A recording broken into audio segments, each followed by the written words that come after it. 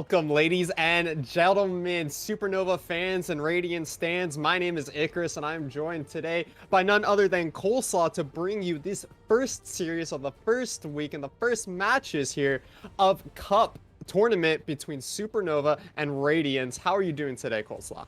I'm doing great. I'm really excited for this. This is really going to be our first look at the top amateur teams after the first Proving Grounds. It's been a little while since we had the finals there, so we had all of these teams changing up their rosters, trying to improve, get better, compete a little more, and now we actually have top teams competing against each other. We have Supernova versus Radiance here today. It's going to be an excellent series. These are two relatively evenly matched teams, which would make for some fun viewing and some fun League of Legends. I always love to see some of these I wouldn't say they're quite middle of the pack teams, considering that we're facing off against some actual academy teams and teams that are rostered by the orgs that run the LCS. We got Evil Geniuses, Prodigy, TSM Academy out here, and a lot of very highly competitive teams. But with Supernova versus Radiance, we're looking at some middle pack teams here on most people's rating lists, and it's going to be some really exciting League of Legends, like you mentioned, when you have these really even teams facing off against each other. Supernova, though, is coming off the back of a pretty exciting win last night in the Nerd Street Open Qualifiers tournament, and they're coming off as the finalists, the winners of the entire thing. So I'm looking forward to seeing how these guys are going to be playing, coming in with all of that boost to their ego. Winning a tournament is always feeling great the day before another important game. Yeah, and I think you're right in assessing kind of where people generally rank these two teams, but I think the fun thing about this matchup and about both the teams playing here is that neither of them are uncompetitive, right? Like either Supernova or Radiance stands a shot at getting some upsets, surprising some people, showing that they've got a team identity that just works better.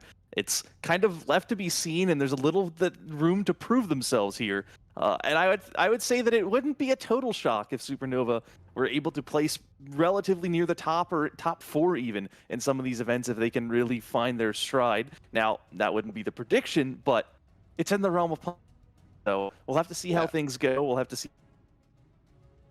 Because, of course, before you're trying to say upsetting the giants here in the amateur scene, you got to be able to beat someone at your own level.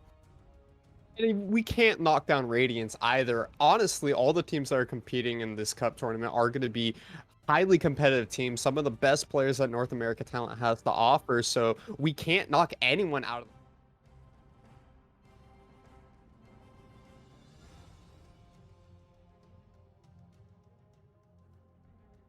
games. Hopping into draft here, though, some quick fire bans hitting the screen already. Set Renekton taken off the board by Supernova. Meanwhile, the Viego locked out by Radiance.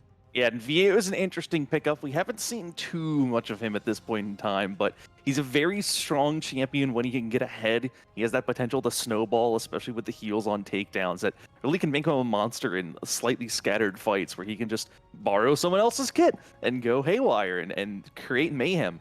And teams really haven't quite had practice against him to the extent that you'd hope for at this point in time. So getting rid of him, making sure that you're not up against that new champion who's just been disabled for so long is really the thing. Is for those of you who have been playing League of Legends casually, you know, Viego's been out for forever. It's kind of weird, but he was disabled in competitive play to the point that teams just weren't practicing him, weren't playing him in scrims. So he's still relatively new in this sphere of League of Legends, and that's why you see him getting taken away, along with the Gwen, who's pretty much in the same boat.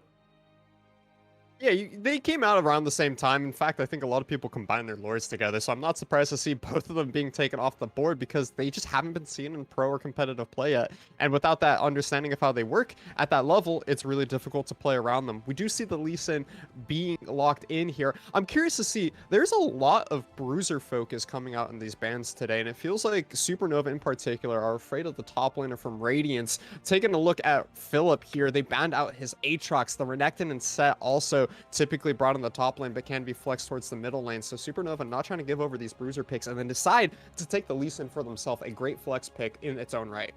Yeah, of course, Lee Sin now as a solo laner, he can go mid, he can go top. He's actually kind of unviable in the jungle, and with Morgana being locked in, it's kind of a confirmation that he's definitely not going there. Of course, Morgana, still one of the top junglers. She's received a few nerfs to her clear, but the fact that she still clears as fast as she does has not been changed that much. She's still one of the premier junglers in the meta right now, so they'll go ahead and snag her. I think Supernova pretty content to take Morgana as blue pick 2 when Varus and Karma are picked away by Radiance.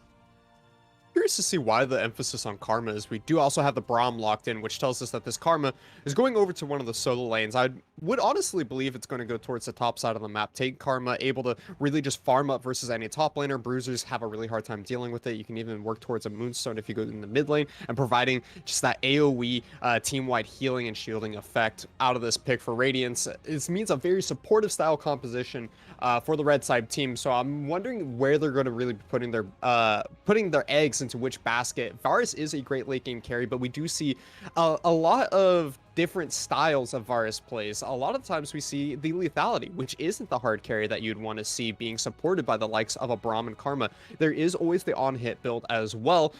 When you pick a Braum, I do suppose that it is going to be going towards that on-hit style of gameplay because it just works better with the concussive blows. But I'm curious to see, is there going to be another source of carry potential coming out from Radiance here? I would personally like to see the likes of maybe even a Kale. I think has gone really underneath the radar as of recent. We do have double 80 carry bans coming out though for Radiance here, as they want to try and lock down that bottom lane pool as they consider the fourth pick here. Yeah, and I think you made a great point here, which is that a lot of this kind of depends on what this Varus does. Lethality Varus is the most popular build, especially in North America. But with Karma Braum, you want him to be doing raw DPS. You want him to be hitting hard. You want him to be hitting fast. So I would expect this to be on hit or even crit Varus.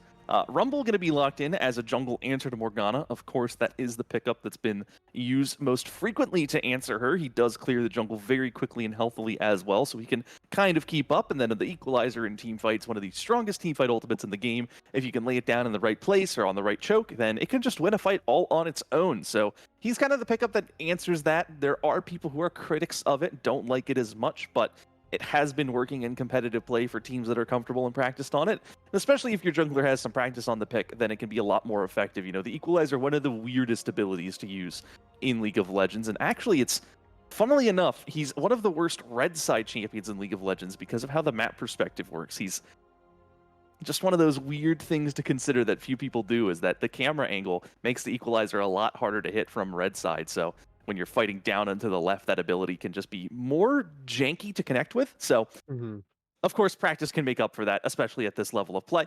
Tristana and Ryze going to be locked away by Supernova to complete their team comp. And it's really going to be up to the last pick here. The Rek'Sai is actually something I'm super excited to see from Radiance here. Looking at kind of the champion practices for Radiance, Bluster doesn't have a whole lot of practice on the Rumble. And it's when it comes down to picking this Rumble in the jungle, you do have to have practice on it in order to make it work, like you mentioned. But putting it into the top lane, the real Philip does have practice playing the Rumble. So that's a great flex pick in order to keep that final pick opportunity open for top and jungle side here. Ryze, Tristana get locked in from Supernova on the other side. I'm not a huge fan of this Tristana pick, however. I think into a Braum in particular, it's only going to set up the bottom lane of Supernova to get baited into going for engages, getting concussive blowed, and then watching Tristana get blown up at the hands of Varus if she ever gets just a little too aggressive. Yeah, jumping in as Trist, very difficult into this team. There's a lot of lockdown, a lot of CC that can kind of say, okay, now that you're in, you're staying in. Even the Karma tether can be a big problem for Tristana, who jumps into the mid-late game, because once she jumps in, she gets tethered. Even if she's going to get a reset, the root will probably come in before that reset comes online. That means that she's just going to be sitting there. So it's the aggressive jump-in Tristana gameplay that's just disabled here by these pickups from Radiance. So I think that is a concern, but I like it because it has priority in lane. It can push, it can shove the Varus in. He kind of has mana issues. If he's going to keep up with a Tristana who's actively hitting the wave at all times, he's not going to have the ability to counter push, which can lead to some early dragons. You can leverage your Morgana jungle to keep that pressure going. And that, I think, is a big part of it. And then in skirmishes, of course, Tristana is relatively effective. She's just always going to be able to blow targets up as long as the Braum isn't right on top of her. The Ryze is an interesting pickup. That's not something that's super popular right now, but it works at this level of play. You know, it's not good in solo queue because the Realm Warp is impossible to use without voice comms. This is voice comms. It's pre-made fives. These teams have practice on these champions, so you can actually see that get picked up. And the Rek'Sai, I think, is probably my question mark, because even though it's practice, that champion is just a little weird right now. Rex has always been one of those champions that sits in a really weird spot, though. You have to have particular practice on the champion, just like the Rumble jungle. And it has to be something you're comfortable with. I'm really curious from your perspective, though, Coleslaw. Looking at the compositions on both sides here, they got a lot of early game, you got a lot of late game, you got a bit of team fight, you got a bit of pick. It seems like both of these team comps are really well-rounded. But I want to know, where are you looking to see both of these teams try and play from the very beginning of the game? And if you had to give it to one of these teams just based off of composition, who do you think is going to come out with a victory? So I think my biggest question is where this Karma and Rumble, and the Lee Sin for that matter, are going to be going. There's kind of a lot of weird flexibility. We've seen Rise tops, Lee Sin tops, we've seen Rumble tops. That was his original mid, or his original play. Here it's Lee Sin top. Rumble mid's kind of picked up on popularity. And if it is Rumble mid, it's Rumble top is what I'm hearing from our draft. So that makes me think I like this composition from Supernova more. I like Rumble mid. Sorry, I was like listening to seeing where these champs got locked in as I was talking. I like Rumble mid because it has the mid game pressure. Once you have level 6 on Rumble, he can just go where he wants and make kills happen. He has the pressure, he has the push, and he can make it happen. The Karma mid doesn't really provide that. She's not like a traditional mid laner in that sense. She can go even. She can support the jungler with kind of shields and some heals and make sure that skirmishes don't go terribly wrong, but Rumble's the one that proactively wins skirmishes. So I really like the Supernova early game considering that they've got that mid lane matchup, and I really like their late game considering they have Rise, who's just the strongest late game champion in this game, especially if the Varus is going lethality, which I suspect it might be, even though there's the Karma mid. Well, a little bit of Supernova bias for the Supernova stream, ladies and gentlemen, but there's only one way to find out who's going to win Game 1 here between Supernova and Radiance in our first series of the Cup tournament. We're going to be right back in just a few minutes after the spectator delay with the first game. Do not touch that browser. Do not go anywhere. We'll see you guys soon.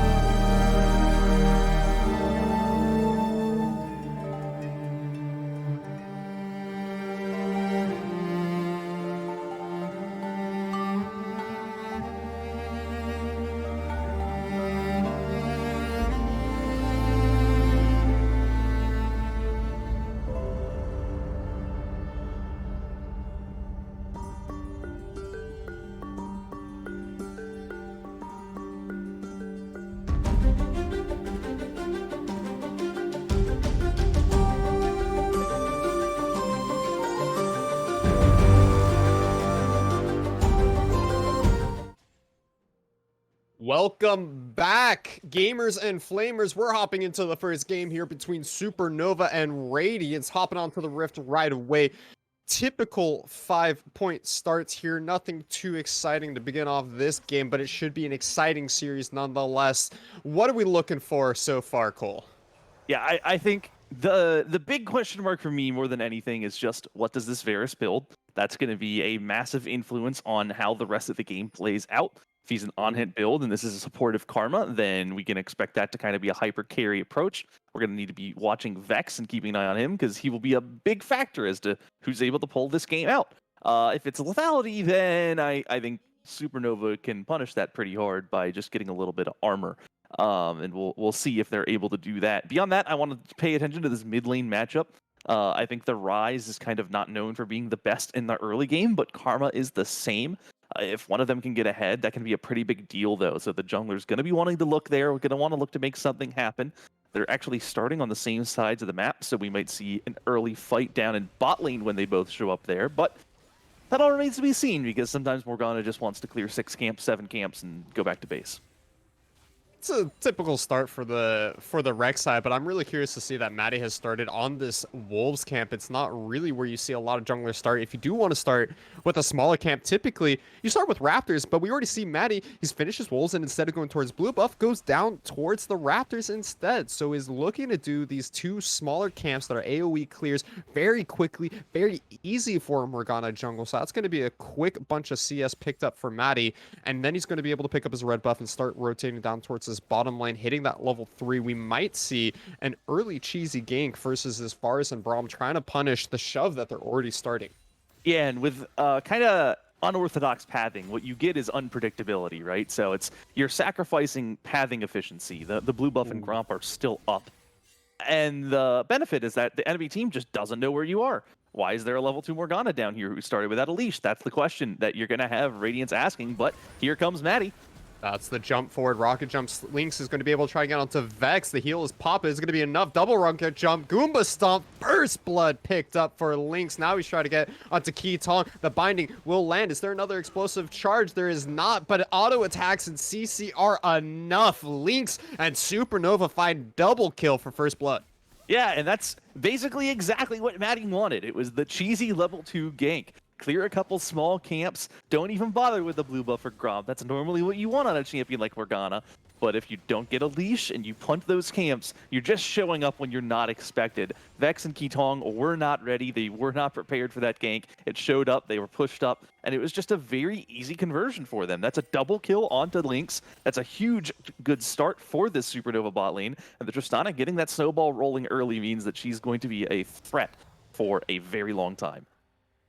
Yeah, Papa Chow looking to try and stop this Scuttlecraft from going over, but with both his jungler and his AD carry leaving, he's going to have to back off and make sure that Rek'Sai does get this one. But what it does do is it buys time for Maddie to get back on the map. Gold spent for the AD carry. Sleepy Lynx is going to be coming back into lane with that Noon Quiver already picked up here. Meanwhile, Vex is going to be sitting on just the boots. So an early dominating itemization here for Lynx should be looking to play quite aggressively, as we see Maddie might be looking for the gank to gank start here. Is going to be still ignoring that blue buff. Doesn't need it just quite yet. Instead, opting to pick up the Scuttle Crab because the bottom one was already taken. So Real Philip is able to see that one and backs off. Should be fine for now. And I think while we're pointing out items, Maddie went back to base and picked up a Dark Seal, which is not something I think I've seen on Morgana, and is pretty alpha, is what I'm going to call that, because that is a bold buy on a jungle Morgana. If it works out, I mean, of course, you're going to turn it into a Medjai's, and I think that's the intention here. I don't think you'd buy a Dark Seal in the jungle unless that was your plan, but we'll have to see how it works. The gank top lane was diffused by a ward from Philip. Philip had it placed, even with a sweeper. If you clear the ward, of course, they see their ward die, and they know that they can run away. If you gank through the ward, then it's just not going to work, so well done by Philip to kind of be aware that Maddie's been pathing in a weird way. And just by the power of the jungle Morgana, I want to point out that despite spending some time trying to go bot, trying to go top, trying to get a couple ganks, getting one off, it's actually still even in farm with this Rek'Sai that's only been farming the entire time. that's really the strength of this jungle Morgana, is just how quickly she can clear her camps. We saw how fast she was able to do double camps into the red buff and then show up bottom side before Rek'Sai even finished top side clearing. Cozy Shroud, though, going in onto Philip here, is going to find the ward, the dash forward, one more auto attack. No, it's going to be the overheat. It's going to be double flashes coming out, but Cozy Shroud will be able to cancel that last auto attack, getting into the bush and finding a solo kill in the top lane. And it's a bit of a messy fight there from both players, but Cozy was always in control, always had the bigger health bar, knew that as long as he stayed right on top of that rumble, even if a shield came in, it was going to work out. Lee Sin with this lifesteal and spell vamp on his W, sustaining up through that damage that he's doing, and that means that he's just going to pick up that kill, pick up that solo kill, justify that Lee Sin solo lane snag, and things going well for Supernova, top side, bot side. They get a dragon on the back of it, so they're out to a really comfortable early game lead here. Yeah, and they're already sitting on about 1,500 gold difference as well. That's going to be mostly in the hands of Lynx and Cozy, the two players that have picked up kills for themselves. And as you mentioned, that drag being picked up is an early Infernal Drake. If you're looking for a solo dragon in the early stages of the game, the Infernal is a great one to pick up because it will continue to scale with the damage that you're able to get in itemizations and levels as the game continues here. Bluster, looking to potentially come over that wall for a second there, instead is going to look for a potential lane gank here. Will have the ability to dash forward into the flash if Lynx ever goes a little too far forward with that rocket jump. Are we going to see the bait coming in here? Fight, auto attacks coming out, but it's not going to be fully engaged by the bottom lane of Supernova. They seem to understand that something's going on down here. Yeah, and this is an interesting time for a lane gank because when it gets pushing out here would be the best opportunity, but instead, they're just calling it off. They're not waiting around to try and get it once the lane meets in the middle. It was just kind of a Rek'Sai showing up as the lane got shoved in. Maybe it was trying to counter gank if they expected Maddie to be showing up. I'm not entirely sure, but that's a bit of a wasted time here for Bluster. Walking all the way into the lane and then just recalling. Not an efficient use of your jungle pathing opportunities. And now we see Maddie and Cozy going in on this red buff. We're going to see a bit of a fight here if Bluster walks in. When you send time bottom lane, it means that Maddie's able to go for the invade here. Smite comes down. Is it going to be able to pick up the red buff? The equalizer comes over the wall. Maddie has to flash away, but he's leaving Cozy all to himself. Strumpus also going in, is not going to be able to get the secure on any kills there. He's not going to be able to save his teammate. And Maddie with a flash forward from Keetong, and the Winter's Bite will go down. Double kill picked up for Philip, and 3 kills returned for Radiance. And that's just an excellent heads-up play from Radiance, and especially Keetong. Keetong had just recalled, sniffed out that something might be going on in that topside jungle, and padded there immediately from Fountain. Just head into that red side buff part of the map, and made it a 4-on-3 in there, and an advantageous 4-on-3. And that's going to be the teleport coming out. It's going to be Shochi that comes in down here. The piercing arrow is going to be charged up. He's going to be able to find this secure there. Great hook coming in for Papa Chow in order to cancel out that tether. But one more empowered mantra is going to mean that Sleepy Lynx has to back away here. This time the tether is flashed away. Teleport coming in return for Supernova. It is going to be Cozy. He's coming in. Is he going to be able to find a kick on anyone? He does find the Sonic Wave onto Shochi, but no kills just quite yet. Another teleport. This time it is Philip that comes in, and he's able to find himself a killing spree onto Maddie. Unfortunately, just a little too far forward without that flash. Will be going down. 3 teleports, 1 kill. Radiance comes out on top. And just like that fight in the jungle, it's another fight where Radiance just has a one-man advantage. They were first on the play, and then when Supernova responded with a teleport, they responded right back with a teleport of their own. And so it went from a 2-on-1 to a 3-on-2 to a 4-on-3. At no point in time was Radiance ever in a disadvantageous position. At worst for them, it was even. That meant that every once in a while, you know, you just have an extra person in a fight, you're doing a little more damage, you get the jump onto Lynx, get that Tristana so low that it can't participate in the fight, and you're just stronger the whole way through, so they knew they could take that fight with confidence. It's a lot invested to only get 1 kill, but the nice thing for Radiance is that Bluster was the one not there, and he was able to go get that Rift Herald, secure that, get it in the inventory, and end up a little bit ahead of the Morgana in terms of tempo now. What's important there is that Bluster is also able to pick up the Rift Herald, like you mentioned. That means he's going to be able to look for a play around the map and get some platings and help out his laners when it comes to these gold differences as well. Looking at the bottom side, Lynx still has those 2-kill advantage onto Vex, is still chugging towards his first item just a little bit faster here, even on farm. Has that shutdown gold. If you are able to get Bluster on this bottom side of the map as he is now and find a way in behind Sleepy Lynx, then we can absolutely see a moment where Radiance can blow this game wide open for themselves. It will be that lethality Varus that you had mentioned before, so there's entirely the possibility that Vex can just quickly give the old 1-2, the piercing arrow after the Chains of Corruption in order to blow up Lynx, and with Bluster there to support, they could absolutely find the shutdown gold. Yeah, and of course, if you're unaware of how Rek'Sai plays, this is going to be a Prowler's Claw. It guarantees the knockup. You dash through someone, you knock them right up. It's almost impossible to avoid, which makes it a really solid build, but it means that Rek'Sai is also going to have a ton of burst damage. It's going to put a lot of pressure onto Maddie, Strompist, and Lynx to avoid that damage from the Varus and the Rek'Sai. If any one of those squishy targets steps forward and eats an ability or two from one of those lethal... Look at the mid lane. Ooh. Okay, well... Goodbye, Shochi. I guess so. But the fight's going to be continuing here. Strompus has to use the ultimate in order to get out alive, brings his teammate Cozy with him, so I feel pretty cozy underneath their own tower there. We'll be feeling safe and secure. Dragon has spawned onto the map. Second drake of this game is going to be the Mountain Dragon, which means we're left with an Ocean or Wind Soul for the final dragon of this game. I personally think that Wind Soul goes a little undervalued here. It will be a fantastic ultimate for either team because you do have a lot of very important ults here. You got the depths from below, you got the Lee Sin Dragon Rage kick, and on the other side you do have the Equalizer, you have the Glacial Fissure, so both teams would like to have those reduced ultimate cooldowns, but it will be the Ocean Soul, and arguably the most beloved soul outside of Infernal because of just how powerful it is. Yeah, I was going to say, if it was Cloud Soul, you know, the Varus ult with 4 Cloud Souls is like one of the freest pick tools in League of Legends. I think it's less the soul itself and more the fact that you can just stack a ton of Cloud Dragons. Ocean Dragons, not so bad. They normally are a little more valuable in teams that have giant, beefy, tanky frontliners. The only real dedicated tanks in these games are the supports who aren't going to get that tanky because they're on support income and building support items. So I think Ocean Soul's maybe a little lackluster here. It's not as exciting and valuable as it could be in a game with a little less damage, but it is still fantastic in what it does. It is still great. If you take a fight, you get a little low, you can back off, heal up a decent amount, and then go back in, especially if you have the soul. So that can be a big fight winner. We have a fight breaking out top, though. We do have a fight breaking out top. Flash is being blown by both sides here, and Real Failed has to try and make his way out of here. Papa Chow going forward with a hook is not going to find anybody as is a little late to this fight. Instead, it's going to be disengaged from Radiance as Supernova trying to hover around this top side of the map. They might be looking for a second Rift Herald or invade into the enemy jungle. Yeah, and you see Tremor Sense just providing so much value there. Papa Chow had not been spotted out on a ward, but he was spotted moving in the Tri-Brush by Bluster's Tremor Sense.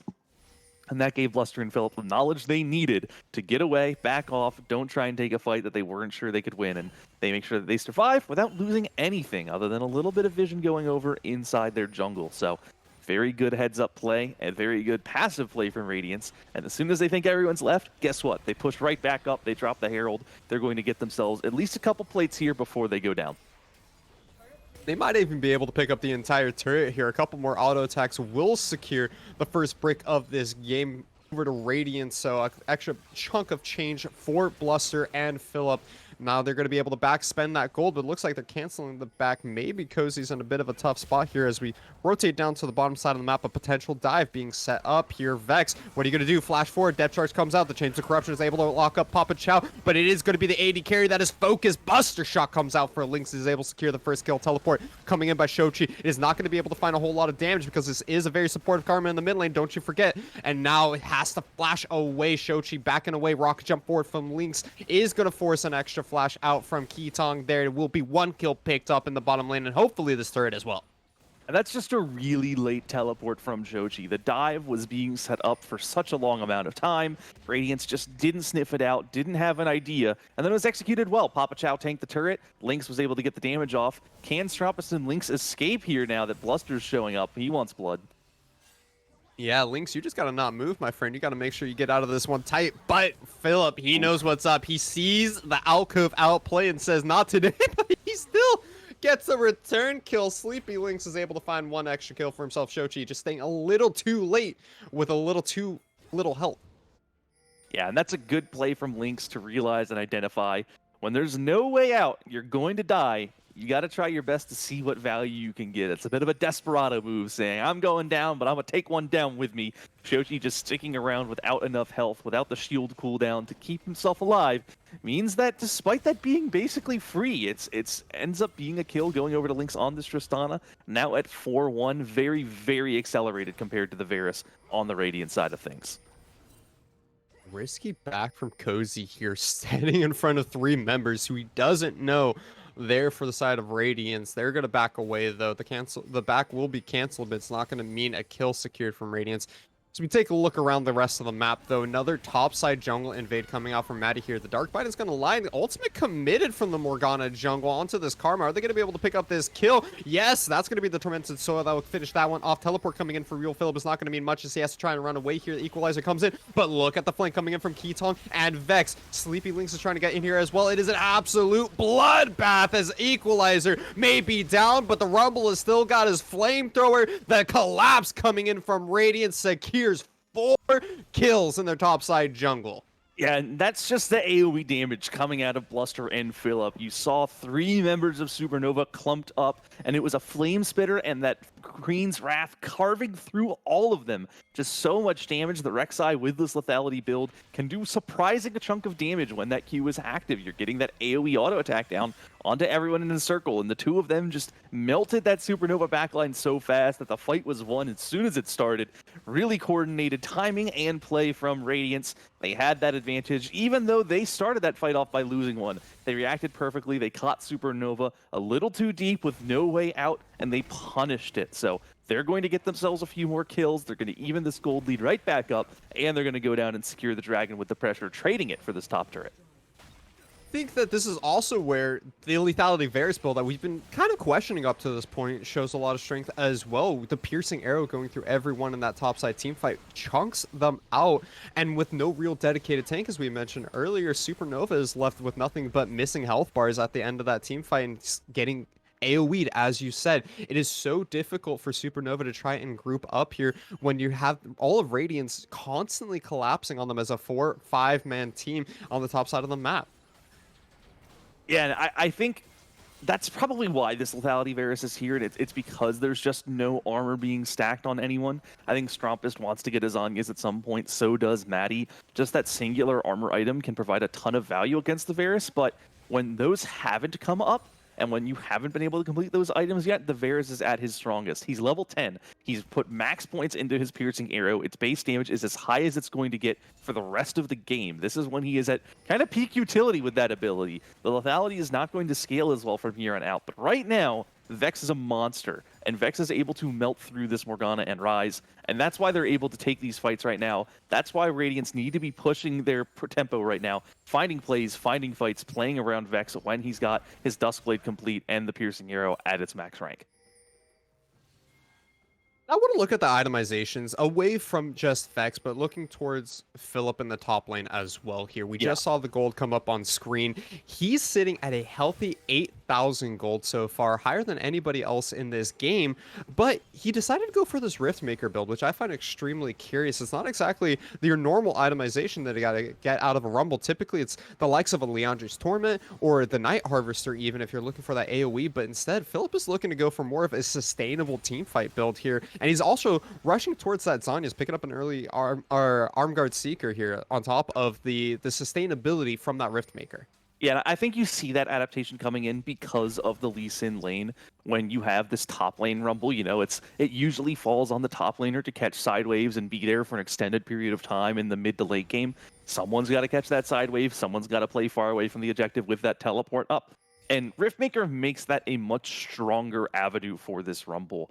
On a mid lane Rumble, you don't necessarily need to do that because you have a top laner who can catch the waves, but that's not the case here, especially with a supportive Karma. It's going to be on Phillip to go catch these waves, and you don't want to be getting poked out and out-sustained over time by Cozy on this Lee Sin, who will be sustaining with a Gore Drinker and the Spell Vamp on his W. You want to make sure that you have an answer to that. And that's, I think, why we see the Riftmaker. I think I really agree with it, and I think it's a good adaptation to perform on top lane Rumble and make sure that the side lane isn't a lose condition for Radiance, and that's what he's making sure of there.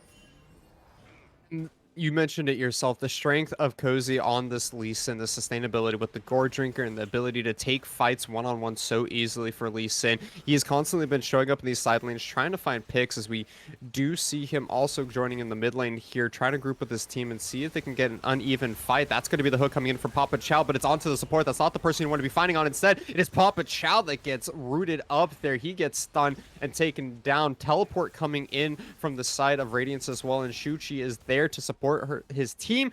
Now they might be looking towards this Baron. Papa Chow, the only member of Supernova that is down, so they're going to instead disengage from that one, instead look to clear out some wards and keep their jungle nice and vision free.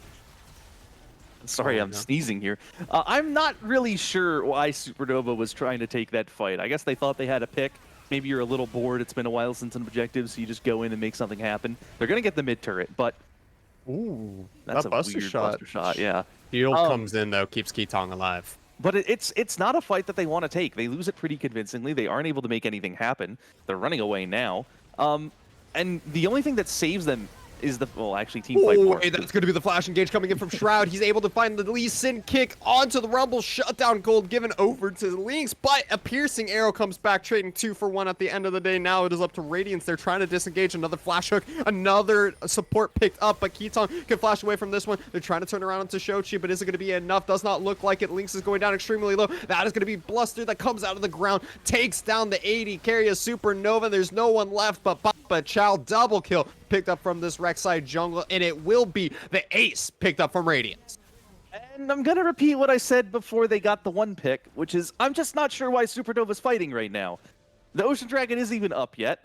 You're not the stronger team right now. Your Ryze is really far behind, only has one item completed. The Varus is immensely strong, and yet Supernova just keep going in. They push forward, they try and get the turret, they try to go for kills after, and doesn't happen. There's a bad buster shot. It sends Kitong away to safety as opposed to making sure that kill gets finished off, and Philip just walks back in, re-engages the fight, and takes it. And that's a disaster for Supernova. The only reason they haven't lost a Baron at this point is just because Radiance's Baron take is so slow with a lethality Varus. They do not have the consistent DPS they need to melt that thing. But if you give them an ace and a dragon, now the gold lead, it's at about 2,000. Actually, am I reading this right? It's at about 600? Yeah. Oh. That is a very small gold lead for I this really stage thought of the it was game. going to be bigger. I read 6 and 8, but it's 8 and 8. So, never mind. I mean, still not ideal. It's not the end of the world, I suppose, but just not a good fight for Supernova regardless. You don't want to give the enemy team aces. Yeah, you also don't want to be taking this fight in the jungle. Nautilus uses the ultimate there. Papa Chow no longer going to have the depth charts. Teleport will be coming in from Strampus as well. A little bit of an over-aggression coming in from Supernova here, but if we take a look at the gold difference, a lot of the gold is fairly even between all these players, where you have 500 gold on the Rek'Sai, you have an extra 500 on the Ryze, where you have 2,000 gold advantage. For Lynx, you have a 2,000 gold for Philips, and a lot of it comes down to just where these picks are being made, who's getting shut down, and what's going to be important to take a look at is when does Supernova get the shutdown put onto Bluster and Vex as well. That can really be an opportunity for Supernova to try and blow this game open on a gold level. I really appreciate that you were talking about the slow Baron take from Radiance here, because I think that all Supernova has to do at this point is try and stall out the game. You have the Tristana, you have the Ryze, and once you hit those late game team fights, the lethality Varus is not going to be putting in the same amount of work. So I agree. I think that Supernova is just over forcing a lot of these fights and need to play a little bit slower, continue to farm up these sideways, let your Tristana and Ryze hit those 3-4 item power spikes, and then take a winning team fight and blow up this Baron, because you know Radiance can't do it. Yeah, especially when you've picked up these 2 early dragons, you're kind of in no rush to do much if you're Supernova, you know? There's no threat of soul coming up soon. You don't need to, like, force a comeback so that you're in a better position for a soul fight. Like, a 35-minute Dragon Soul fight will be great for Supernova because their Tristana will be like level 16 or 17 with a ton of bonus range and a few more items. Their Ryze will be online with a few items. It's going to be great for them.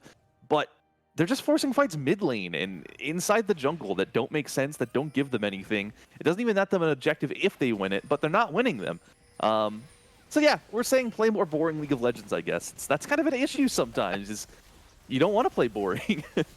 We want to fight. That's what Strampus says. Taking a good trade into Shochi here, but he's going to be going down extremely low. One more mantra is going to mean he gets chunked out, but he takes the Realm Warp to safety there. No 1v1 loss in the top lane to the support Karma, which is a little difficult for Strampus. If you gotta wonder, when does he start coming online? He does have all 360 stacks of his tier. I'm sure once he completes that Saras Embrace, he's really gonna start to look to try and take these fights, and will have so much extra damage for it. He has managed to pick up the Everfrost and the Zonyas that you mentioned from before. That will be so helpful into this Vex and Bluster double lethality composition.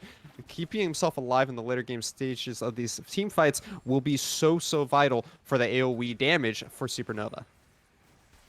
Yeah, I think that's kind of what you're looking for. Is once the Seraphs is online, I think Strampus will be there. He's 0-3, but he's farming very, very well. Actually, farming better than anyone else in the game, keeping up with nearly 10 CS per minute. So it's not like this Rise is necessarily behind in the current game state. It's just that he's taken a couple fights that haven't worked out for him, but we're getting there. The needlessly large rod is there to continue working towards the Seraphs. It's only going to be a little bit longer for those item breakpoints, but we're going to fight anyway. Oh, Lynx, he goes for it. He's not able to find the kill. What are you doing? That's going to be a rocket jump to your own death. Phillips finds the kill onto Lynx, though, and now it's going to be a re-engage, not forced by Radiance here. All of Supernova have clumped up in order to stop this mid lane turret from going down. The tensions are high, but when is this fight going to start? It might not be anytime soon, as the wave is just cleared out for Supernova. They're going to have to back away from this one. Cozy, I don't think you want to be taking any sonic waves here. Yeah, and I mean, it's hard to characterize that one as anything other than just kind of boredom-induced death. I'm not sure. I mean, maybe Lynx was convinced that that was an easy kill, but jumping in like that is always so risky, especially into a fed Rumble who can just barbecue you. You know, you just have fried Yordle on the menu if you go that far forward, and that's exactly what happens. There is no enchanter, there is no heal items anywhere on Supernova to keep Lynx alive. This is a Nautilus support who built Locket. It was on cooldown for that play, so just not available to mitigate any of the damage coming down on the Lynx, which means that when he jumps in, he's got to be ready to kill his target or die. And in that situation, he doesn't kill his target quickly enough, he doesn't get that execute, and then he dies. A little bit of a lover's quarrel there between Phillips and Sleepy Lynx, the Rumble Tristana love story that everyone loves to reference. Strampus, though, flashing forward. He's trying to get the AoE damage down. He's going to get chunked out, though. Shroud is going to be going down quite low here, but not before he finds a kill onto Vex 80. Another shutdown picked up by Lynx here, jumping over the wall. The rocket jump will be able to find a double kill. Is going to be able to find the resets. Triple jump coming in. Real Phillips dropping down extremely low. And one more reset for the triple. Is he going to be able to find the quadra? Looks like he just wants to stay alive here. He's had his bad jump. He's not going to take another. Phillips has to flash away to safety, but is going to be the third Drake secured by Supernova here. And honestly, this could be a potential Baron if they want to rotate over, because they do have the teleport, they do have the DPS, and it looks like, yes, they are going to be rushing straight over to this big purple worm. Yeah, and finally they find a fight, you know? It's if at first your engage doesn't succeed, try again. Supernova just gonna keep going for fights over and over. Strampus finds an angle, finds a massive root with the Everfrost to kick that off. And from there, it's a cleanup duty. There was no threat onto Lynx. They were right underneath their turret. Bluster couldn't really get in to threaten anything. And when that Rek'Sai just wasn't able to be super effective in that fight, it meant that the Tristana, it meant that the Rise, the Morgana damage all came through, all made that fight happen. They're able to go and pick up that Ocean Dragon because they're right next to it. And then, of course, with the Rise ult, they're going to get the Baron. So it's 2 objectives, 4 kills, and a huge swing in favor of Supernova that now puts them in control of this game. 3,500 gold is also going to be their total revenue from that entirety of the play there. They also have the rest of this Baron power play to work for themselves in order to get more turret gold that is just sitting advantages for themselves across the map. We do have both teams posturing quite aggressively, especially Radiance in this middle lane. All 5 members grouping up here. They do not want to allow this mid lane to get shoved out, as they see that both side lanes are not in a very advantageous spot for Supernova, but Strampus is quickly making work of that bot lane wave, and now the rotation from Radiance to deny this wave as well. Some great macro play coming in from Radiance to deny the shove with this Baron. Yeah, and the right way to play this as Supernova is to kind of try and push the 2 lanes at the same point at the same time. You see Papa Chow's walking up very far. He's going to draw the ire of Radiance, though. Ooh, that will be the Prowler's Call into the knockup. Pops out, dropping down extremely low, but Bluster is not going to be able to find the kill. Instead, he gets chunked out. Another great Zon is coming in from Philip here, but he does not have the flash this time around. Instead, it's going to be the Karma Shield that keeps him alive. Great play from Radiance in order to play aggressive without losing any of their members. They are trying to stall out for time, but now they cannot stop this second wave that has been pushed up here. The first turret from this Baron power play will be going down. Cozy is going to be able to find the second in the mid lane, and now we see these two minion waves starting to sync up. We see them pressuring this bottom lane inhibitor. That one will get bursted down so quickly as well. Yeah, and this is where the Tristana starts to shine, is when you're able to push and siege and hit turrets without too much to contest you. You just do so much damage to them. That explosive shot on top of it means that Lynx is going to demolish that turret in the blink of an eye. And now with the Baron, Supernova just going to try and crack the base for real. Whoa. Woo! Goodbye, Philip. Getting blown up. Lynx goes forward there. Another rocket jump. A little aggressive for my taste, but nobody on Radiance wants to try and fight this one just quite yet. Instead, they are backing up. They know that Philip is the majority of their damage. First Nexus turret is going to be down. Supernova is just looking to end here. Somebody's got to do something. That's going to be the Lee Sin kick coming out. Vex is able to stay alive as he gets kicked into his fountain, though. Zon is being popped by Cozy in order to stay alive, but Lynx is still in the backline. That level 16 Tristana is doing so much DP as double kill picked up. Vex goes down. Shochi and Keetong, the double support duo, will not be able to do enough damage in order to finish off Supernova here. Another minion wave shows up. The second Nexus turret goes down. Teleport into the fountain by Strumpus. It is just all kinds of disrespect coming in from Supernova here as they are able to pick up victory in game one. Yeah, that's a really good showing from Supernova. I mean, it was a little bit messy for a little while when we were taking fights that didn't need to get taken, but eventually the fights start going their way. The Rise gets some items, they find the clean engage they were looking for, and that's all it takes, you know? They get 4 kills, they get a Baron, and then they push. You have a really accelerated Tristana with a ton of kills. You knock down a turret or two, you get a peck on that Rumble, blowing Philip up in the blink of an eye, caught both of us off guard. We weren't even ready for it. So with a kill like that, I mean, then it's go mode. You jump in, your team's there to support you, you're diving in, you win the game. It's that straightforward. That's all you got to do, Icarus. Just kill everyone. Just wait till 30 minutes of the game when your Tristana outranges everybody else, right? Level 16 was triple items completed. Feeling so strong there from Lynx, and just having a killer performance there. A couple of questionable rocket jumps, but you're not a true Tristana player if you don't play a little too over aggressive. I gotta say so myself. I've definitely had one too many deaths trying to find a solo kill. But it really did come down to the late game there from Supernova. They finally found that late game team fight, and really, I think a lot of it does come down to the lack of that carry position for Radiance that we were talking about. Yeah, and on top of that, I think Radiance's shortcoming came with a lack of engage, or lack of anyone willing to engage, you know? Like, they were at a point where they were the stronger team, they had their builds at the right breakpoints, but we didn't really see any Chains of Corruption coming in to connect onto anyone for picks. We didn't see Bluster on this super fed Rek'Sai going in and finding much. It was always just reactive play from Radiance. It was Supernova would go too deep, they'd go into the jungle and take a fight they didn't want, and Radiance would come in, they'd punish them, they'd kill them, maybe they'd go take a dragon, but that was it. They didn't start fights, they didn't go for dives, they didn't generate plays for themselves, and it gave Supernova enough time to breathe, to sit back, to scale, and then it fell apart for Radiance. You got to question, what can Radiance do there in order to give themselves this opportunity? Do you go, you know, the on-hit crit build for Varus and play for that peel and never allow them to get that far ahead? Do you pick up an Alistar instead of the Braum? I really think that the bottom lane having a lethality alongside the on-hit effects of Braum kind of felt just a little disjointed there for the Radiant squad. And they did have that lead, as you mentioned. It's not like they played poorly. They played phenomenally well. They just didn't have the composition in order to back it up. They didn't have the carry. They didn't have the engage that they needed in order to continue and force their advantages. But ladies and gentlemen, we do have an entire series here for you. So Radiance has the opportunity to show us a killer game 2 here as Supernova pulls out the first game. We'll be back in a few minutes as we get ready and set up for the second game of this series between Supernova and Radiance. Do not go anywhere. We'll be back in just a few.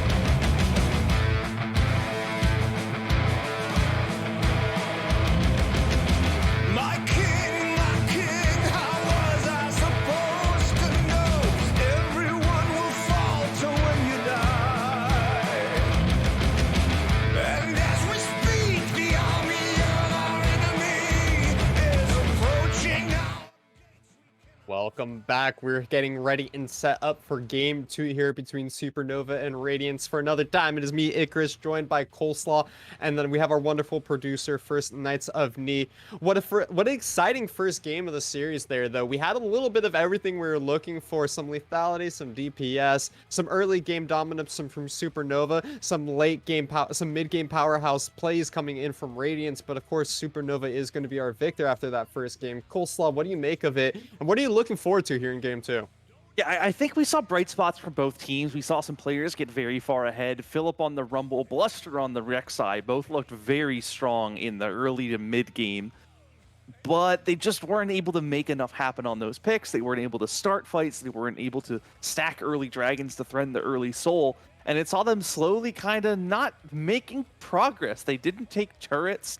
They didn't knock things down. So I want to see if they can try and adapt and change things up. Maybe leverage the Rek'Sai or the Bluster performance on a champion with a little more agency. You know, a lethality Rek'Sai can't go in and make things happen alone. You need the rest of your team to do that. And I'd love to see Bluster on something that can leverage that better, leverage a lead better, and kind of act with more decisiveness in the mid-game spots where you need to be making these fights happen, where you need to be knocking down turrets and starting to generate your lead or snowball the lead that you already have.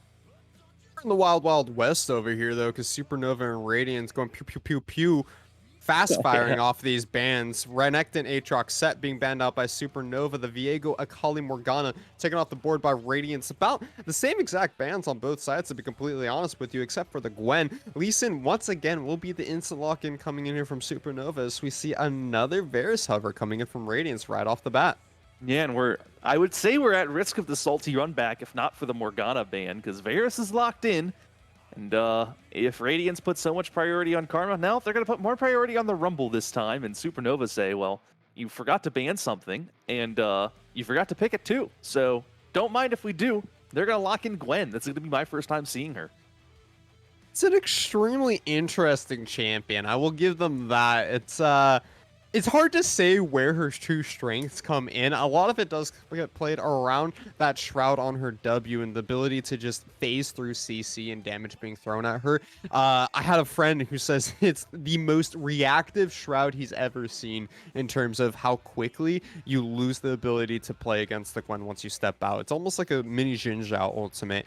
But Tahm Kench will be picked up for the final side here of Radiance on this first round of picks.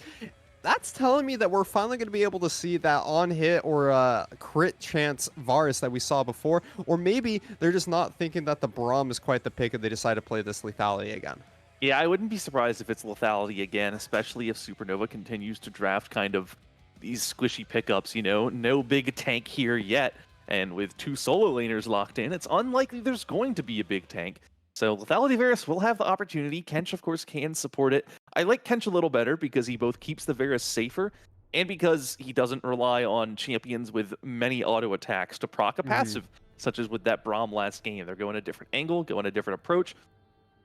I think it makes sense and it works. We'll have to see, though, because, of course, we wished we had a different Varus build last game, especially because Radiance had the chance to go look at Baron and couldn't do it because they didn't have the DPS.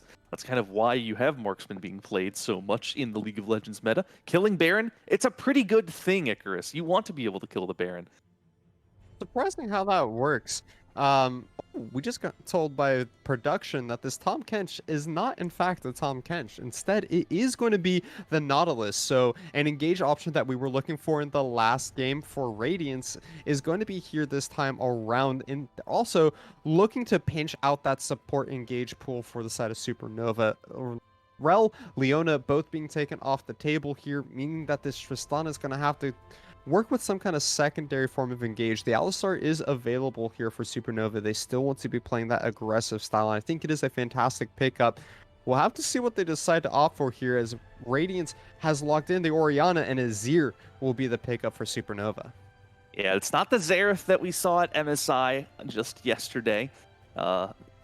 Xerath is a very good answer to Orianna, but Azir can work just as well. He does outrange her with the Sand Soldiers, and with that ability to poke with his Q, he can kind of create a lot of pressure if the Orianna's not playing carefully. But of course, he can be vulnerable too, because if Orianna walks at him and lands a Shockwave, he's very vulnerable to ganks.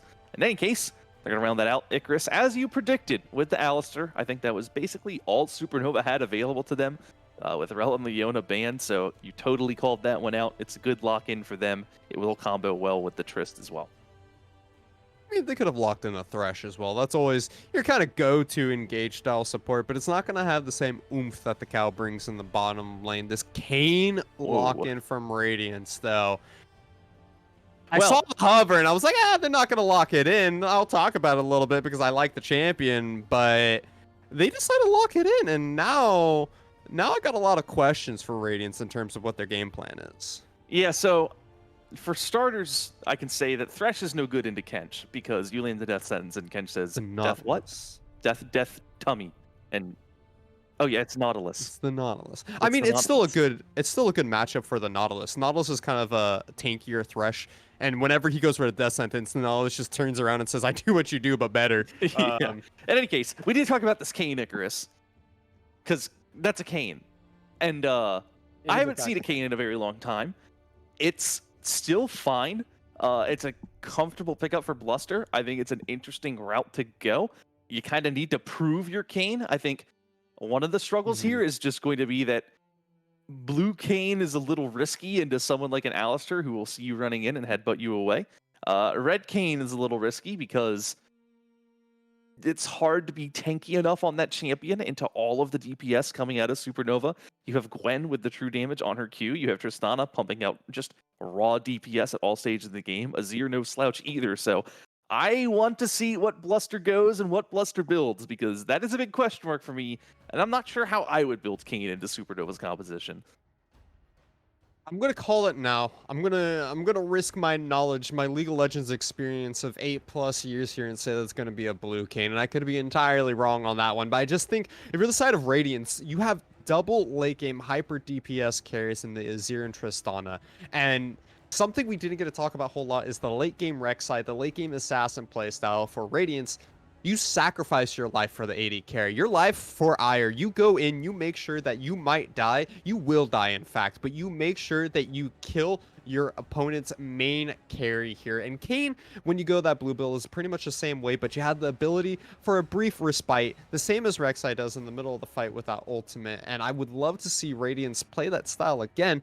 I just need to see Bluster commit to making sure he kills the enemy AD carry or kills the enemy mage in the mid lane, because that's when those assassins really pop up, is when you're able to kill those massive DPS carries in the late game.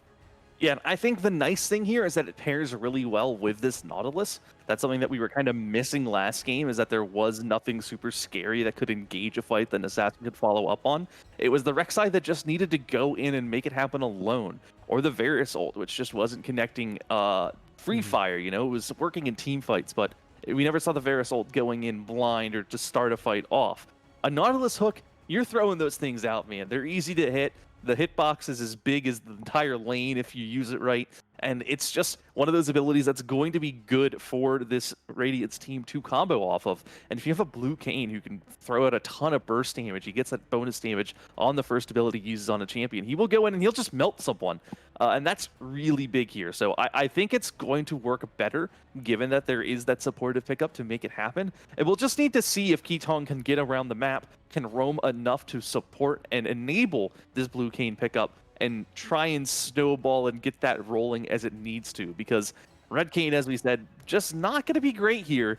Blue Kayn, it needs to get ahead. It's not a good pickup when played from behind. You need to make sure that your team is playing around it, enabling it. And it's going up against a Gwen jungle, which I admittedly do not know a single thing about that matchup. Gwen into Kayn just wasn't prepared to tell you about that. I'm sorry, everyone.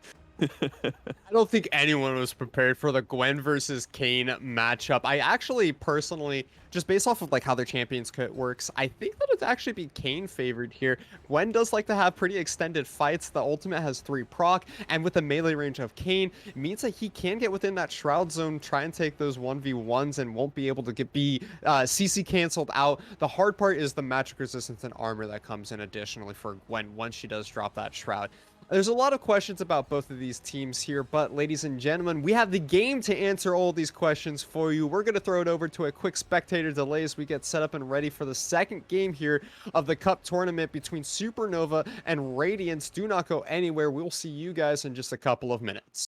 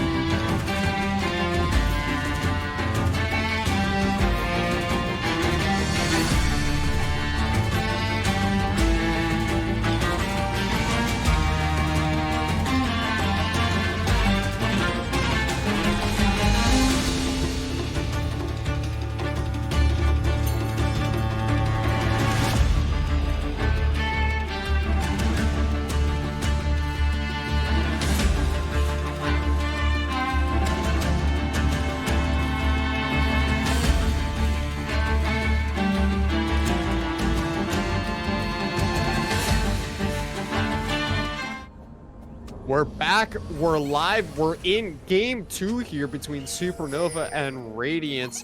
It's going to be both teams sticking to the same sides as last time as well. A fairly repetitive compositions coming in. We have the Tristana, we have the Lee Sin top, we have the Rumble top, we have the Varus again. So a lot of the key players, the first rotations here, but then we start getting spicy on some of these picks. Coleslaw, go ahead and run it down for me here. These early game strats coming in from both of these teams, what are you hoping to see? Yeah, I'm hoping to see how Gwen works, because I haven't seen her at this level of play yet. I've not even, seen her picked. I've seen bans of her before. I think teams really not comfortable trying to play against her, but not yet willing to adopt her or pick her up. She's kind of requires a lot of practice. She came into the League of Legends space with a pretty abysmal win rate. It's just gone up from there with a couple buffs and with people figuring her out. So it's been fun to see, but I think not many teams have invested into how to play her, how to execute correctly. Supernova, they've taken up the charge. Maddie, unafraid to play this Gwen. That's what I'm going to be watching. I'm just curious. I don't know the clear. I don't know the pathing. I'm learning right along with everyone else, I think. So that'll be fun. And of course, what this Kayn does. I think the jungle matchup's really going to be a big deciding factor in this game. So that's where I'm going to be trying to focus most of my attention. Mid lane, of course, kind of a bit of a snooze fest. Top lane, the same as we saw last game. Bot lane, I mean, there's a lot of kill pressure if these supports go in. So we'll have to see how that works as well. Jungler's probably going to play a big role down there. Seen a little bit of Gwen so far in the jungle. I think I've casted like one game of it. The early game is really a struggle for Gwen. You stay healthy, but it is just so slow here for Maddie. When it really starts to pick up is once you start getting that first and second item underneath your belt. Topside, Shroud, Cozy taking a bit of damage here as Philip gets the full Flame Spitter. Also using that bone plating in order to make sure that the trade back doesn't go into Cozy's favor, but a quick level 2. The Sonic Wave misses, so no level 2 advantage there for Cozy as Philip quickly follows up. Yeah, and you saw Cozy briefly thinking, he hit level 2 first, so when you do that, you always want to take a fight against a level 1 opponent if you can. You're up like 400 gold in that brief moment, which is a massive amount when teams have 4,000 gold total. But the Rumble hit level 2 right after, and then, of course, the Q miss, so nothing doing there. Now, this was a lane that we saw Cozy get a solo kill in last game, right around level 4, so I'm curious to see if Philip has learned a lesson, if Philip's going to be able to avoid that this time. So far, lane going pretty well for this Rumble. Yeah, going pretty well here. The Sonic Wave, the Resonating Strike. Shroud's trying to go in here, but I think he kind of got a little bit of a Lee syndrome coming in as the flash is forced, but there's a flash follow-up, and Philip says it's a little too easy here as he gets the first blood with the solo bolo in the top side of the map for Radiance. That's the revenge solo bolo, Icarus. That's the return kill. It's a solo kill for Philip, but fighting not stopping. Got a couple flashes burned here in the bot lane. A flash forced out by Keatung and exhaust used by Vex AD. Surprising to see that the AD carriers decided to opt for the exhaust instead of the heal here. I actually think it's a really intelligent adaptation here. You don't get a whole lot out of heal when Alistar's always going to be engaging alongside Lynx, but you can always exhaust the Tristana whenever she uses that rocket jump in. We see it save the life of Keatung here. Now it is going to be both junglers going back towards this top side of the map. They're going to be starting off their second rotation of jungle camps here, but Gwen and Kayn both might be looking for a play on these top laners. Yeah, and we saw Bluster and Maddie actually meet each other down towards bot lane. Whoa! Ooh, that's going to be Cozy once again going in. He has the safeguards and safety. Is it going to be Maddie that comes in? Flash being able to secure that one. Not quite yet for Maddie as he's trying to pick up Philip, but Bluster's already gotten the kill onto Cozy. Is it going to be able to find the kill? Yes, that'll be one more dash, one more slash coming in from Maddie. Is there going to be just one more set of abilities coming out here from Maddie? The cooldowns are not available. He has to dash away to safety and work himself alive. Yeah, and so that's both junglers showing up. Of course, both flashes were burned in this top lane, so Nautilus is dead.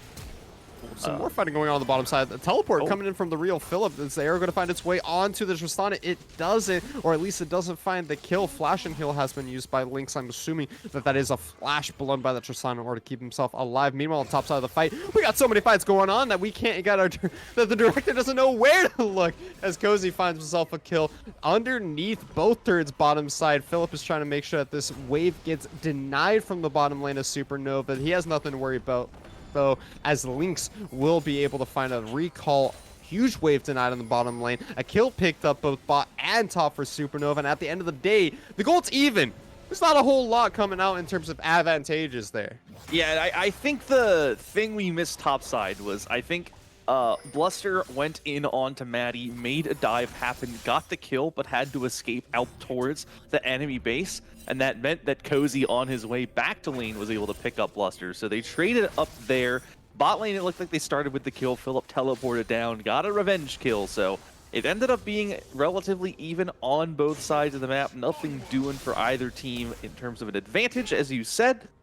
A lot of fighting, though. A lot of chaos, a lot of mayhem. And the end result of that is that we only have 3 flashes available across the board. That means that this is going to be a chaotic game. The junglers thrive in a environment where there's no summoner flashes. Those are huge defensive tools.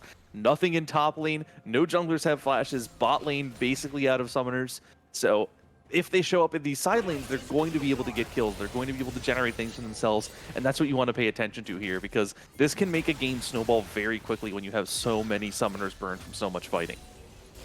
I was curious to see that 2 out of 3 of those flashes that are available are on both of these control mages in the mid lane. Neither will have their teleport available, as both have been used in those side lane fights in the past couple of minutes. As Dragon is going to be started up here from Supernova, so both mid laners might be looking to rotate over. Azir will have the advantage, will have the prio on this one. Papa Chow has to bop Bluster over the wall, and now we finally see Strumpus starting to come over. The Gwen uses the Shroud in order to try and keep himself alive, but Maddie's going to be going down immediately. Sleepy Links, the exhaust comes out from Vex one more time. The flash is also going to be coming out from Vex in order to guarantee himself to safety, and it is 2 kills picked up from Supernova. They had the prio, but Strumpus just never able to make his way down there before that fight started. And I'm not totally sure what Maddie was doing there. I think he saw Bluster come over the wall, but missed the fact that Vex and Ketong were rotating up as well. And so you saw this Gwen just kind of sitting on the dragon, taking damage, not getting the dragon low enough. And eventually that collapse from Radiance came in. They were the stronger team. They had the bot lane in first. They didn't have anyone from mid lane to counter them. Vex might be going down here. Don't think so, though. Don't think so. One last auto is all Lynx needed there, but just not quite in range. There was no flash and exhaust available for Vex either, so if he just barely gotten in range for that last auto, he would have been able to secure it. Bluster is going to be canceling the recall, bottom side of this map, making sure that Vex is safe in case the dive gets set up here from Papa Chow and Lynx, but they seem to understand that that dive would not work. Instead, a reset coming in for Lynx here is Maddie rotating towards the top side. Flash is about to come up for Philip. The kick is going to come true, though. Equalizer comes out, and just as the flash is about to come up, Maddie secures the kill. Flash just available now for Philip. A very unfortunate on the timing, but a great punish from Supernova, understanding those flash timers.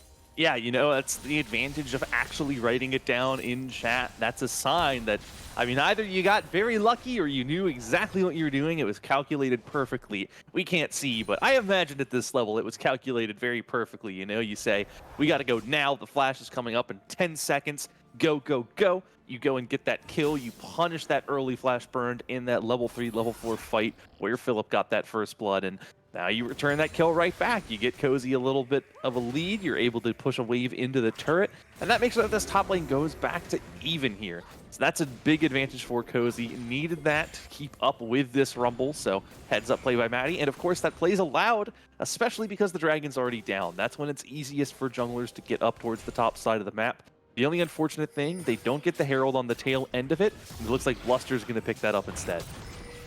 Bluster does make the rotation towards that top side of the map versus Maddie has to rotate down towards their bottom camp rotation. So just a little bit of an unfortunate camp rotation coming in here. Will not be able to place himself on the top side of the map when that Rift Herald does spawn, and got a little too low from that top lane dive to make things happen. Ketong will be able to find Maddie in the jungle, though, looking for an invade, but as Maddie that's going forward uses the ultimate, almost finds the solo bolo in the jungle, but Ketong has to flash away.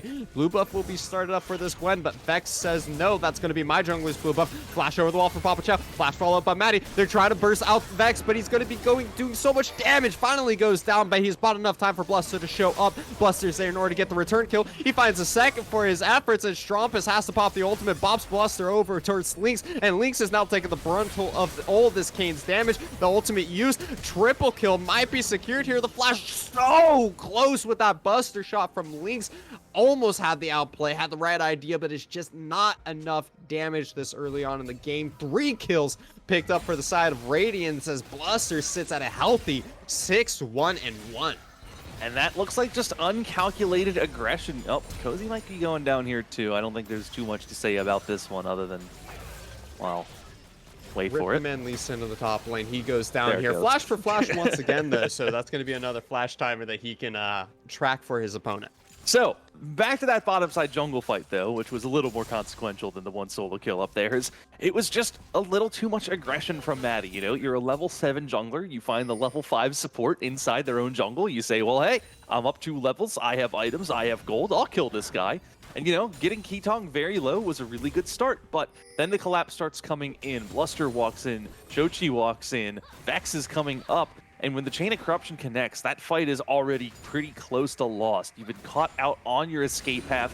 You're going to be outnumbered for some time in the fight. That's what happens. They aren't able to get it. It's an unfortunate Emperor's Divide from Strumpus that kind of donates the kill over to Bluster onto the Shtana. Here's a fight in bot lane, though.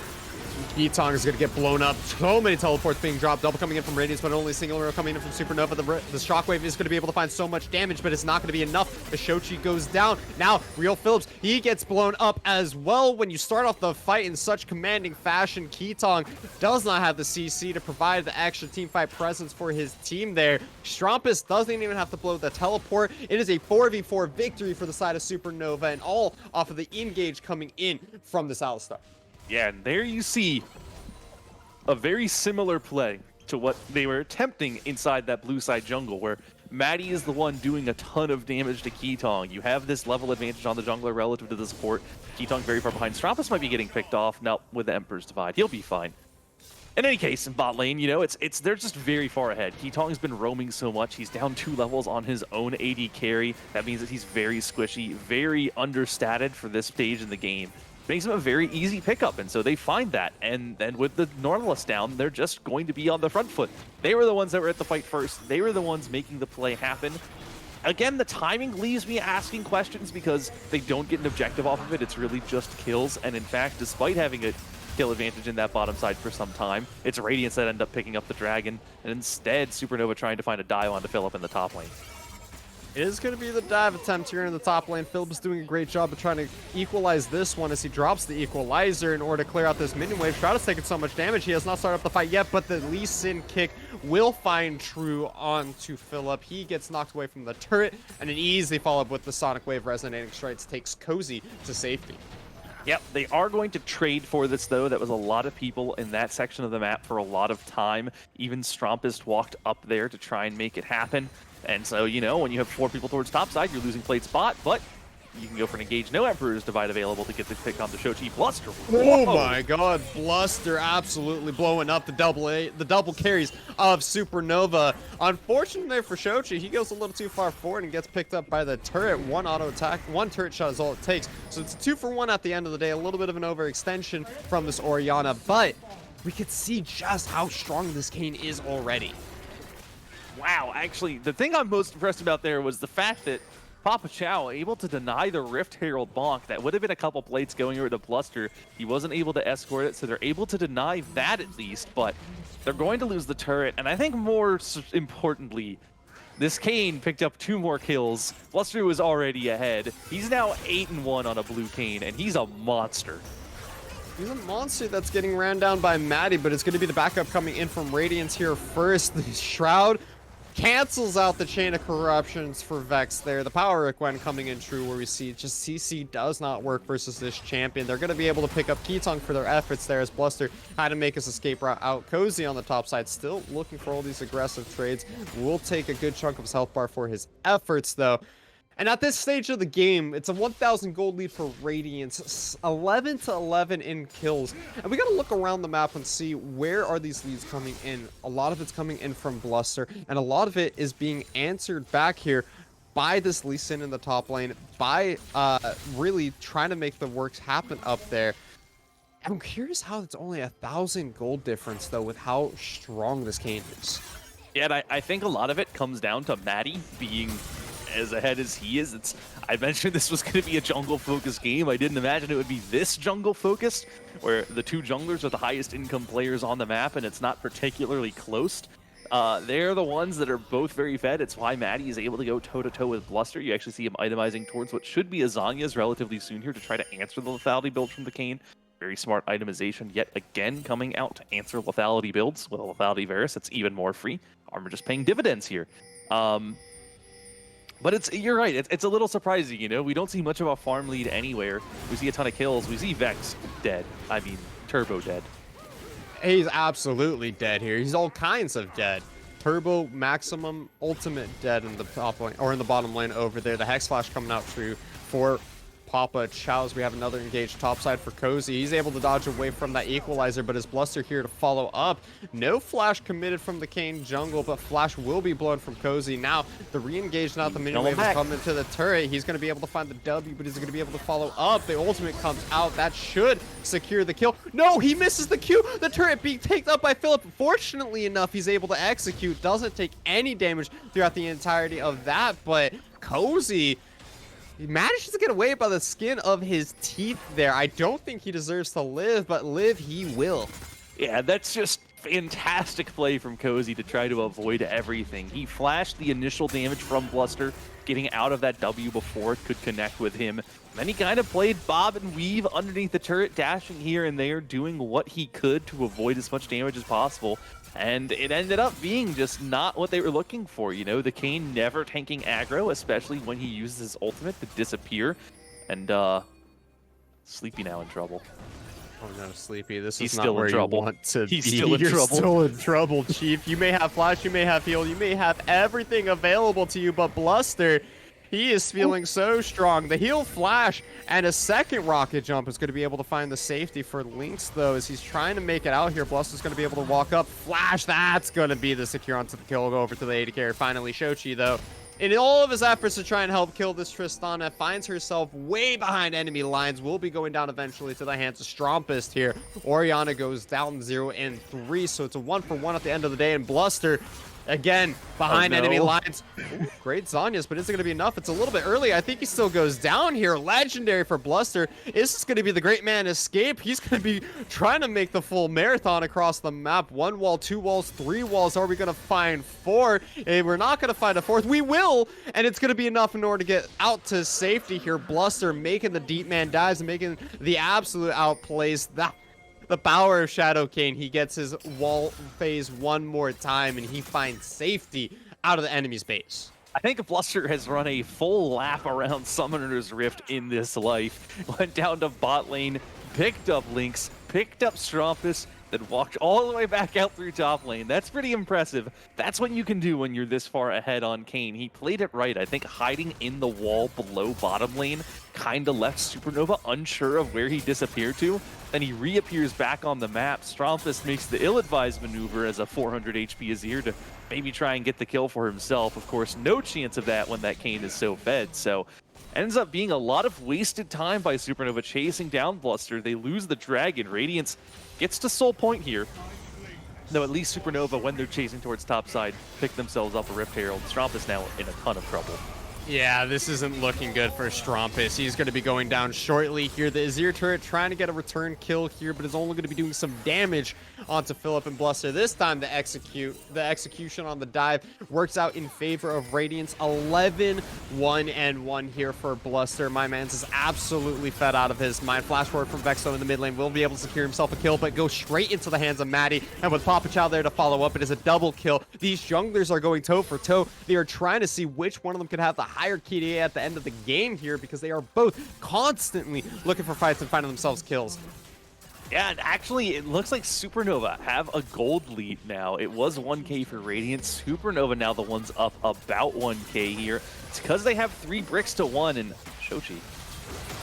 Top side, Shoshi goes down. Cozy feeling himself. That's the power of playing constant aggression, is you are always skill checking your opponent. The Lee Sin so strongly so lends for exactly that. But Bluster, he might be looking for the assassination. He gets the wall phase back up. He's going to try and make his way onto Cozy here. Dodges away from the Sonic Wave. Is he going to be able to continue forward? It is a tank, or is a bruiser versus an assassin. It's such a hard matchup, but a great ultimate to dodge away from the Lee Sin Sonic Wave will mean that Bluster comes out ahead. 12-1, but plays it immaculately to make sure he stays alive.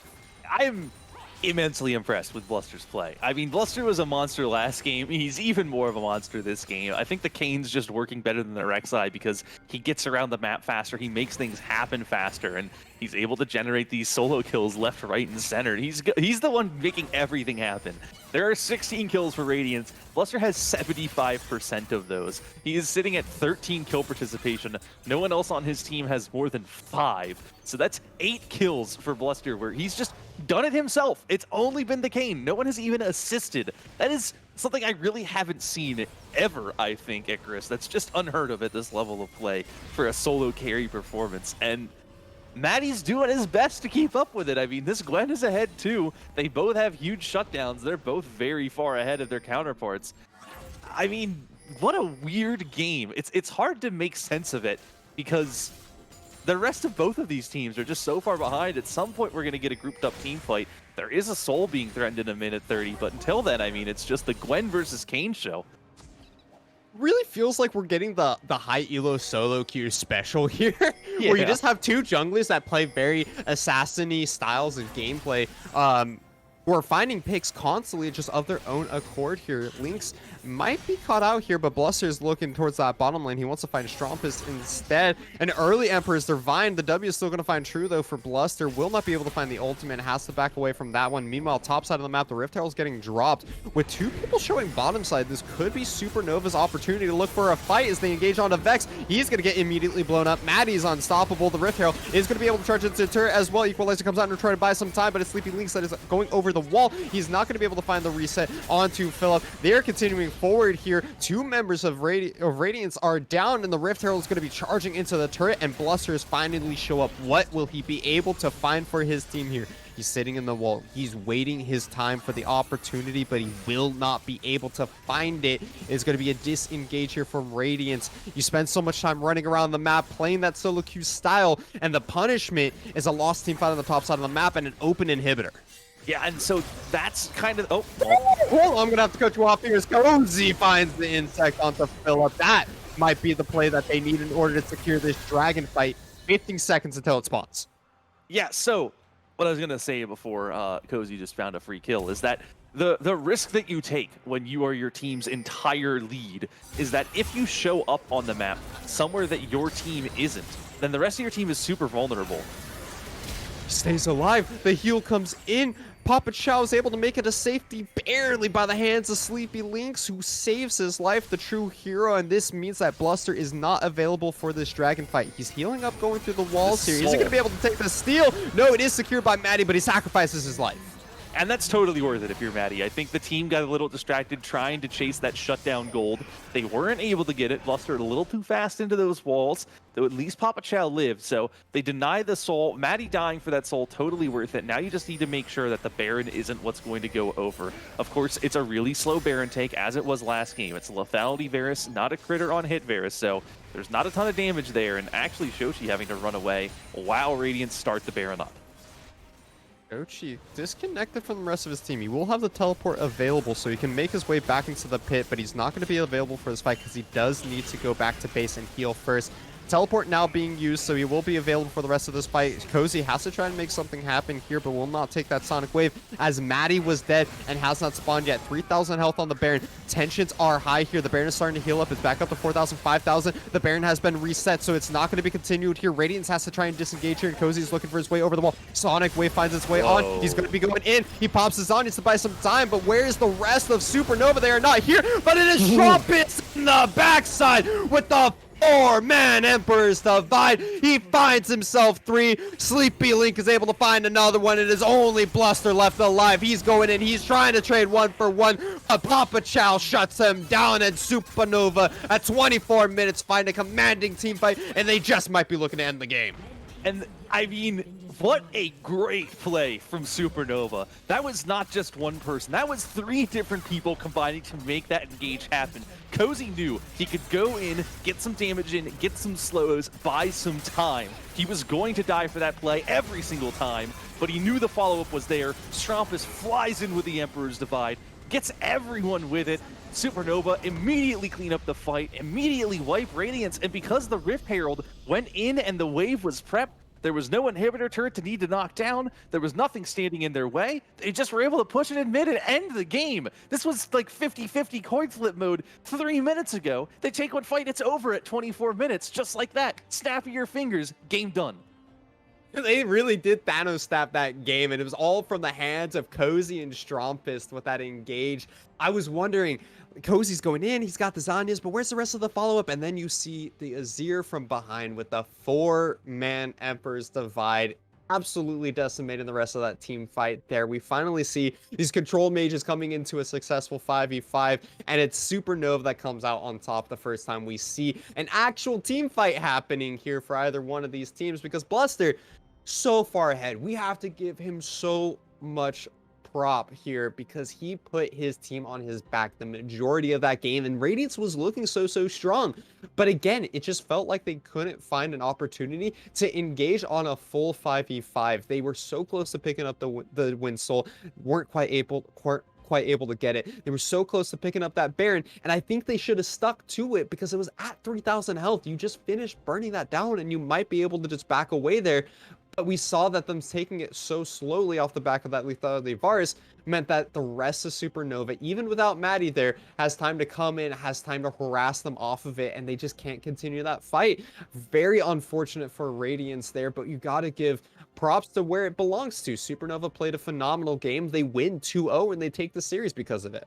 Yeah, and that's a super early Baron take, and I think that's part of it. Is Baron's slow at 22, 23 minutes, regardless of who you have on your team. It's exceptionally slow when you have a lethality Varus as your main source of DPS, and it gives you debuffs. It makes you weaker. Your team has resistances shredded by that Baron buff. So they only had one pick. That was a 4-on-5 for that fight.